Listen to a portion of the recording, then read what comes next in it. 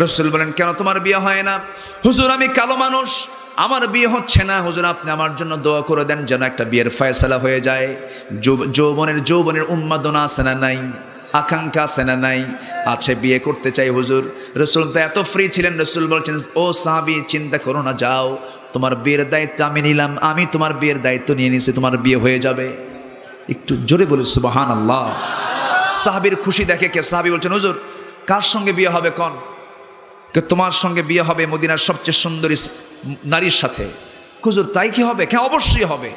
হুজুর, আপনি আমাকে পাঠায় দেন তাহলে সেই মেয়ের বাড়িতে, তার বাবার সঙ্গে আমি কথা বলে আসে। হ্যাঁ, যাও। কে? ইবনে ওহাব। হুজুর, আমি বলতে পারবো না, মুখে বললে কেমন হয়, আপনি একটু লিখে দেন, একটু প্রস্তুত করে, চিঠি প্রস্তুত করে দেন। চিঠি প্রস্তুত করে দেওয়া হলো। চিঠিখানা নিয়ে মেয়ের বাবার কাছে গিয়ে এই কালো সাহাবী গিয়ে বলছেন, এই মেয়ের বাপ, এই যে চিঠিখানা পড়ো, তাড়াতাড়ি ব্যবস্থা করো। আল্লাহু আকবার বলবেন না? মশানি আলাদা। সাহাবীটা চিঠিখানা দেখেই আশ্চর্য হয়ে গেলেন। রাসূল আমার মেয়েকে নিয়ে চিন্তা করেন, আমার মেয়ের বিয়ের চিন্তা রাসূল করেন, আমি ভাগ্যবান, বড় ভাগ্যবান ভাবতেছেন।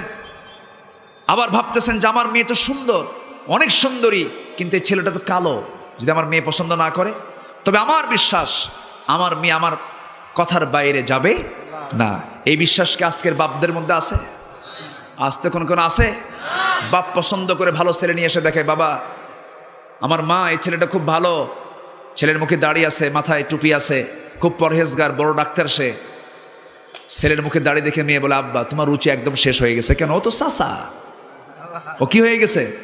চাচা হয়ে গেছে। দাড়ি রাখলে কি হয়? চাচা হয়। ও দেখেন, ছোট বাচ্চাও হাসে, দেখেন, বাপরে বাপ।